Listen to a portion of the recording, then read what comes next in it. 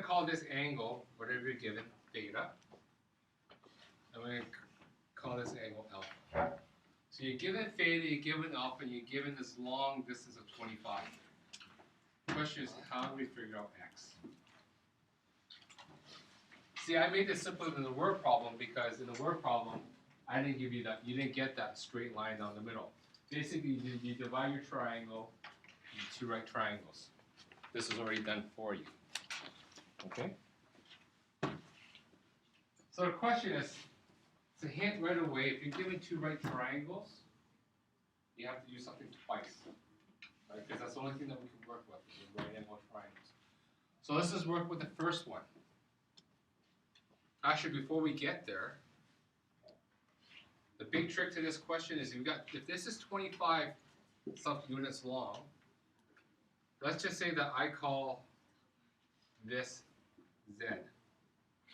So you introduce yet another variable. You're allowed to do that, right? Anytime you don't know something, you can introduce a variable. We'll call it z. But over here, what's this value here then? What's this? If this is z, let me redo this in color. So if this is z here to here, then what's the point in red? How far is that? Katie? 25 minus that? Yeah, 25 minus that. We don't have to introduce another variable. We could just use the other one that we have with the information that we're given already. 25 minus z.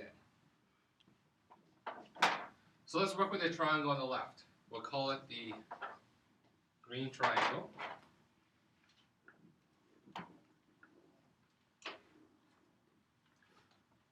What can we say about theta? Or actually, what can we say about this triangle in general?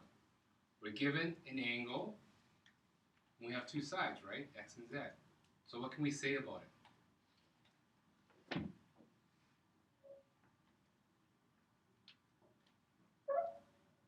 What's the relationship between our angle and our sides here? It's a tangent. Who said that?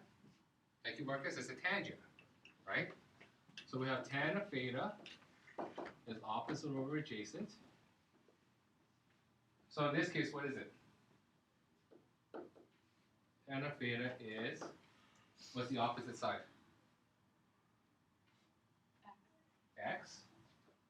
And what's the adjacent side? Z. Okay? So if you have the actual numbers, you actually put them in.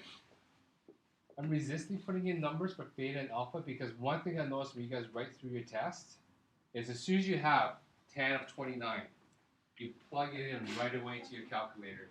You get this decimal that you continue to work with through the rest of your problem, and your answers are less accurate. What I want you to teach you is no tan of 29 or tan of any number, it's just a number. So resist calculating that number until the very end when you need that final calculation. Because then your answers will be a lot more precise. Okay? So here I got tan of theta is x over z. I'm just going to isolate for x. Okay? How can I isolate for x over here? You guys remember what isolate for x means? Solve for it, so it would be, Not solve for it, but isolate for x. We can't solve for it yet. we could say x equals tan of theta. Over it?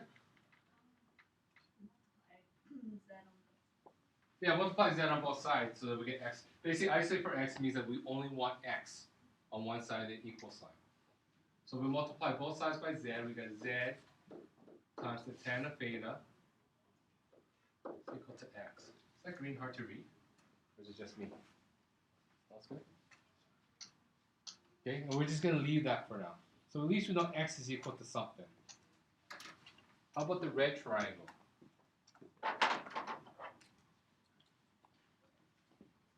What can we say about the red triangle?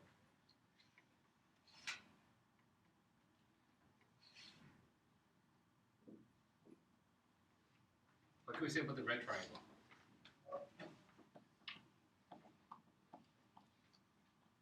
Well, what are we given with that red triangle? Sorry, the red triangle. What are we given over here? Robert? Opposite over adjacent. Well, yeah, we're giving again an angle and two sides, right? And this it turns out to be a tan as well.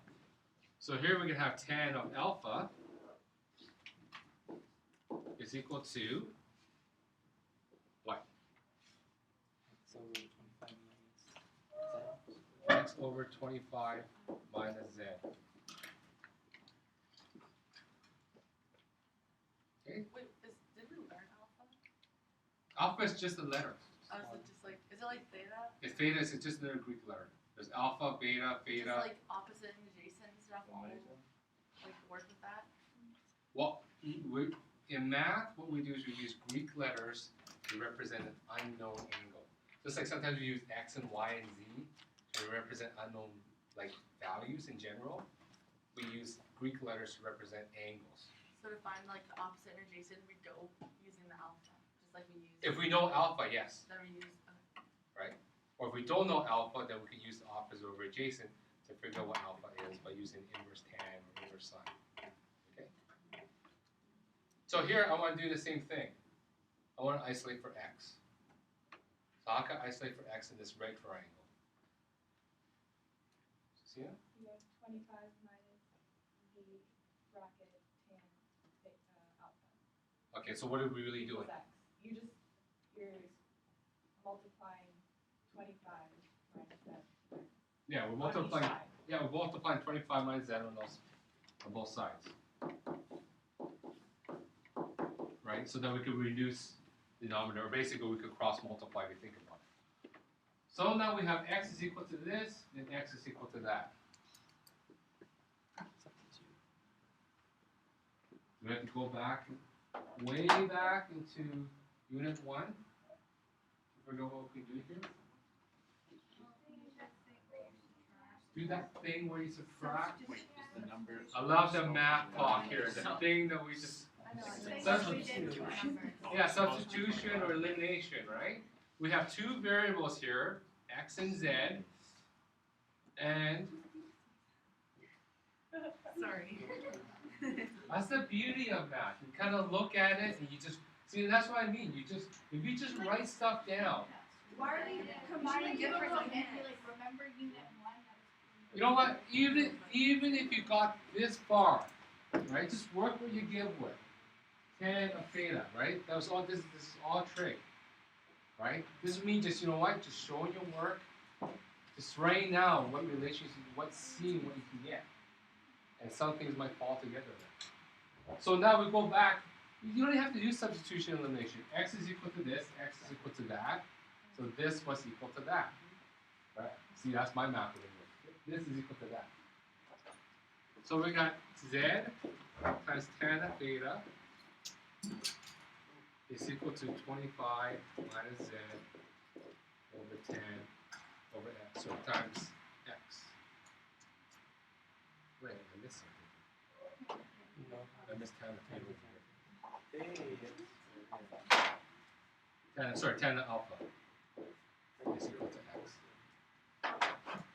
So that's just 25 minus Z tan of alpha.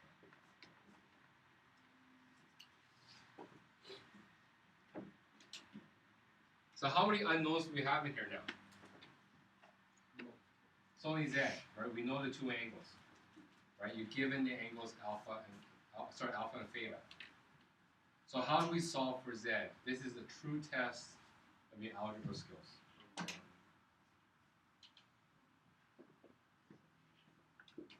So watch carefully.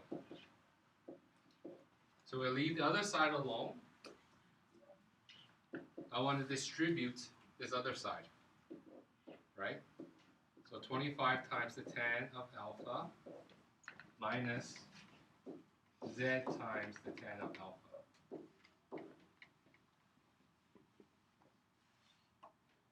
Okay, everybody see how we got that? So we just want to get rid of the brackets on the right side. We distribute it.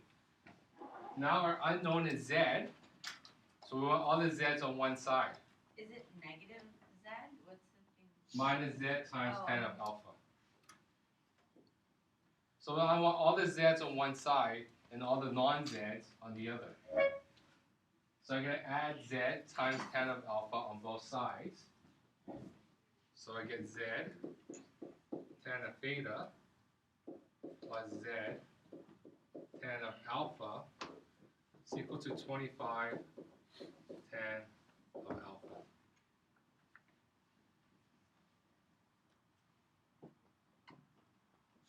Okay. So we're just adding z times tan of all both sides, so that all my z's are on the left side now, and all my constants, so to speak, on the right side. Because remember, tan of alpha is just a number, if we know what alpha is. Here, I'm going to factor out, oh geez, there's that thing again. We're going to factor out a z. So when I factor out a z, what am I left with? Tan of theta and tan of alpha. Good. Tan of theta Wait, what do you mean you factor in plus the tan factor? of alpha.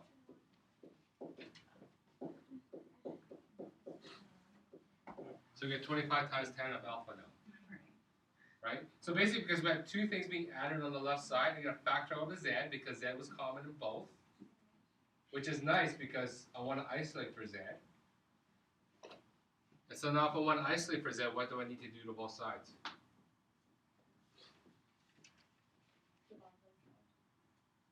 Well, I want z by itself here, so if I divide by z, I can get rid of the z. You divide by tan theta plus tan. Yeah. So if I divide by tan of theta plus tan of alpha on both sides,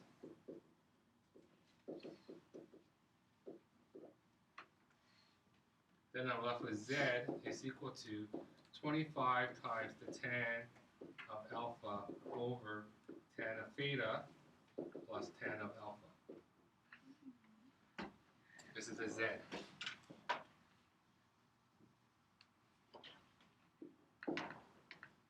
Okay, you guys see that? Right? Seems like a lot of writing, but we just take it one step at a time. You having problem seeing it? So z is 25 times the tan of alpha divided by tan of theta plus tan of alpha. So wouldn't that equal 25 tan theta? Because you're crossing out alpha. You want to cross out tan of alpha? Yeah. So wouldn't that just cross Sorry, out? you're dividing. Yeah.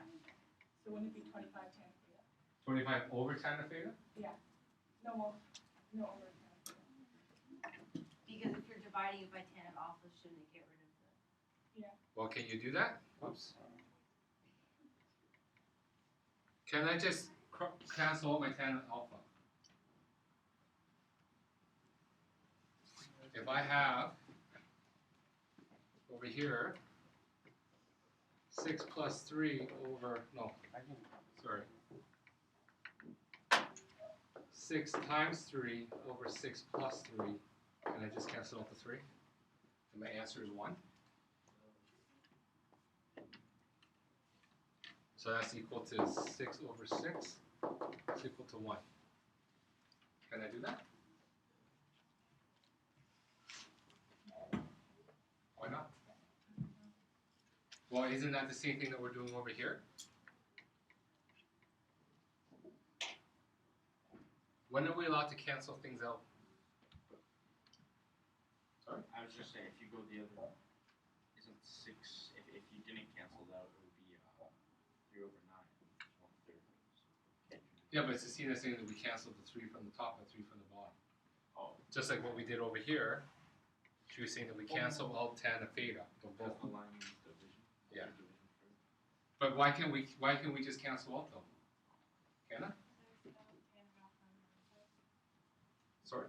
There's no tan of alpha on the other side, so it's not. No, we're talking about numerator and denominator, right? Which is something different if we have, you know what, this is a kind of a crappy example. Let's say 18.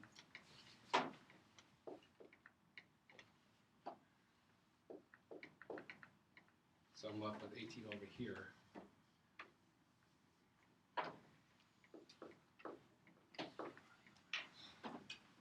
Yeah, I forgot how to write over the last 2 weeks.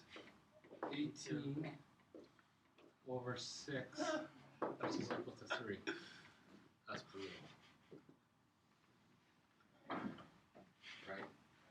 We can't reduce because what's happening on the bottom here? Right? Once we're adding something, we can't cancel anymore. Unless you cancel the whole thing. Unless you cancel all of 6 plus 3. You can't cancel once we're adding something. Right? So that's what I get. It's a test of our algebra skills. Yeah, sort of related to BEDMAS because you need to do the division, you need to do the adding first here before you do the divide. So you can't lose the 3. Okay, so sort of follow how we got Z. So Z is this one big thing. If you plug that into your calculator, you get a number. Right? Because we know what alpha is, we know what beta is. Right? Are we given the 2 angles? On your question? Right? So eventually Z will be one number. I want to keep it here because I want to show you sort of the artistic side of math. It's an art, you know. Sorry? It's an art. It's an art. Beautiful. Well, we just saw that without solving for Z. What are we really looking for? X. So let's go back.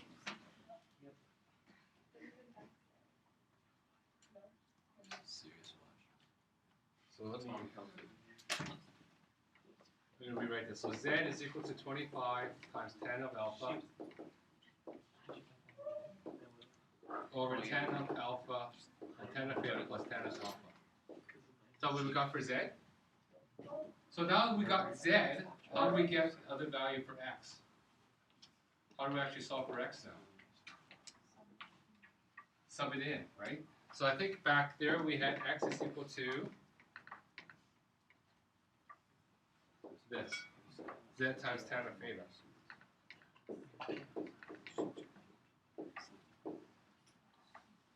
So we plug in Z, we get really 25 times the 10 of alpha over 10 of beta plus 10 of alpha. All that multiplied by 10 of alpha. So really X is equal to this equation, 10 of beta times 10 of alpha.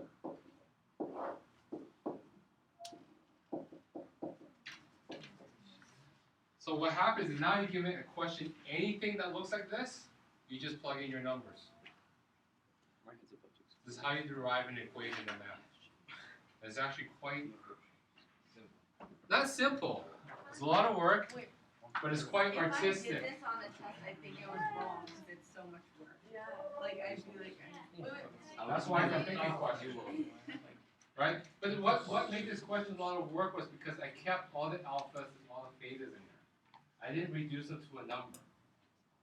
Right? Like when you added these two numbers, tan of theta and tan alpha, you would just get a number. Right? In your calculators. A lot of you left that number, and that's great. You would have got the answer. What I want you to do is you take that one step up, you abstract everything. Right? Well, you can just come with a general equation. So now, any question you given like this, right? You could say that this is 25, this is 32, and this is 29. You can figure out what X is by plugging in the numbers. But if I change this around, you can solve it very quickly as opposed to go through all those steps again. Yes, Katie? How did you get from Z equals 25, like the first equation, to X equals Z tan theta? Well, this part, Like I understand like all the okay, previous steps so to that. so but this I don't, part we got from here, right? Yeah, I know. This one we said was over here. Right from the beginning, we said X is equal to this. So remember when we're doing solving for linear systems, right? As soon as you solve for one variable, we go back to one of our two equations. I chose this one over this one because this one's a lot easier. I could have chose this one, but that's ugly, right? The 25 minus Z times tan alpha. I have to do more algebra on that. That was going to be ugly. So again, choosing the right equation to plug it back into, I chose the first one. So what I did over here, Katie, was I just rewrote that formula that we got before, and now I plugged in Z, which was this, into this part times tan of, tan of alpha. Actually, I mixed that up, didn't I? That should be alpha, that should be beta. The end result's still the same. Make sense? And then the next step, just small. And then next I multiply, so both sides not multiply the numerators. Right? So I'm left with all this on top and still tan of alpha plus tan of beta on the bottom. What's the numerator for the last one? Tan of beta plus tan of alpha. Are there, no, Oh, the numerator, sorry. 25 times tan of beta times tan of alpha. okay. Okay? So I did want to take a little bit of time. Do you have to actually understand all this? No. So I thought it was a good time to talk about stuff you didn't actually have to understand and remember. But what I did want to show a little bit was a process, sort of trying to figure things out, piecing things together. In the end, how nice math can be artistically, right?